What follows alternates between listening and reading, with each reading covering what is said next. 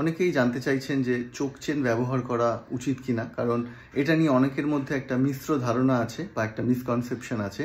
অনেকে মনে করেন যে চোখ চেন ব্যবহার করা ভীষণ ক্ষতিকর বা খারাপ, আবার অনেকে মনে করেন যে চোখ চেন ব্যবহার করা ভালো। এখানে আমি বলবো চোখ চেন ব্যবহার করা অবশ্যই ভালো যদি আপনি এর সঠিক ব্যবহারটা জানেন। এর জন্য আপনি যদি নিজে কনফিউজ থাকেন সেক্ষেত্রে আপনি একজন বিশেষজ্ঞের পরামর্শ নিতেই পারেন। যেটা মাথায় রাখবেন, চোখ চেনের ফাংশন কিন্তু টেনে রাখার জন্য নয়। যে ওই আমরা যেটা দেখি ভিডিওয় বা রাস্তাঘাট টেনে রেখেছে, গলায় ফাঁস লেগে গেছে, সেই অবস্থাতেই কুকুরটি হাঁটছে এবং ট্রেনার দাবি করছেন যে লিশ পুলিং কমে গেছে। তো এইভাবে লিশ পুলিং কমানো যায় না, বা চোখ চেনের ব্যবহারও এইভাবে হয় না।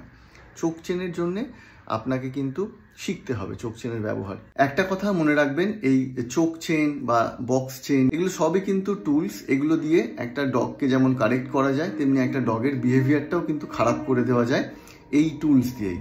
আপনাদেরকে দেখাই বিভিন্ন ধরনের চেন এবং তার ইউজ।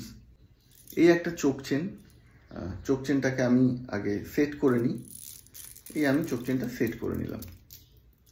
হ্যাঁ, এইবারে ব্যবহারটা এরকম হয় চোখ চেনের।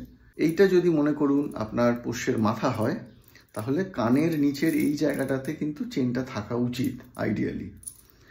কখনোই গলার জায়গায় নয়, এই পজিশনে কখনোই নয়, এই রকম জায়গাতে থাকবে। একটা টেকনিক মনে রাখবেন, পুল রিলিজ, পুল রিলিজ।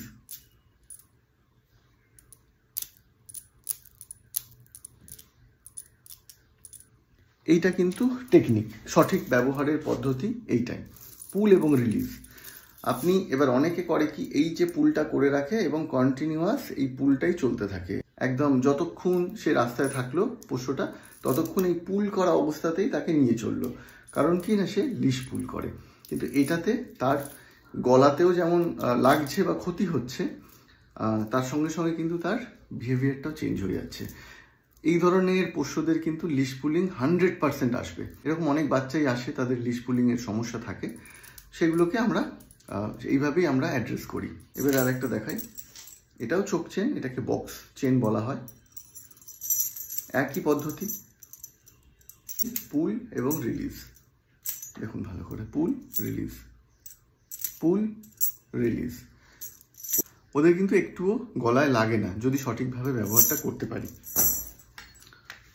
এই ধরনের কলারও ইউজ করা যেতে পারে, যে কোনো কলার, ফ্ল্যাট কলার গলায় পরিয়েও আপনি ছোট থেকে প্র্যাকটিস করাতে পারেন। সিস্টেমটা একই সবার ক্ষেত্রে, পুল এবং রিলিজ। ওই যে আমরা টানছি, টেনে নিয়ে চলে যাচ্ছি, সেটা করলে চলবে না। এই এক ধরনের লিশ দেখাই, এটাকে বলা হয় স্লিপ লিশ। এটাকে আমরা ট্রেনিং লিশ হিসাবে ব্যবহার করি। তবে সবটাই কিন্তু সঠিক ব্যবহার না জানলে করা উচিত নয়। ব্যবহার জানলে আপনি যে কোনো লিশ অনায়াসে ব্যবহার করতে পারবেন। এই ভিডিওটা যদি আমার কোনো ট্রেনার বন্ধু দেখে থাকেন, তাহলে হয়তো তারাও এগ্রি করবেন। যে কারণে এই মিসকনসেপশনগুলোর জন্যই কিন্তু আজও এই টুলগুলো ব্যবহার করতে মানুষ ভয় পায়, অথবা সঠিকভাবে ব্যবহার করতে জানে না। কোনো একটা ভিডিওয়ে দেখলাম, তারপর সেটা ব্যবহার করা শুরু করলাম, এই ভুলটা কিন্তু কেউ করবেন না। অবশ্যই একজন এক্সপার্টের পরামর্শ নিন, আপনার কাছাকাছি নিকটবর্তী যিনি আছেন, এবং শিখে নিন কীভাবে এগুলোর ব্যবহার করতে হয়।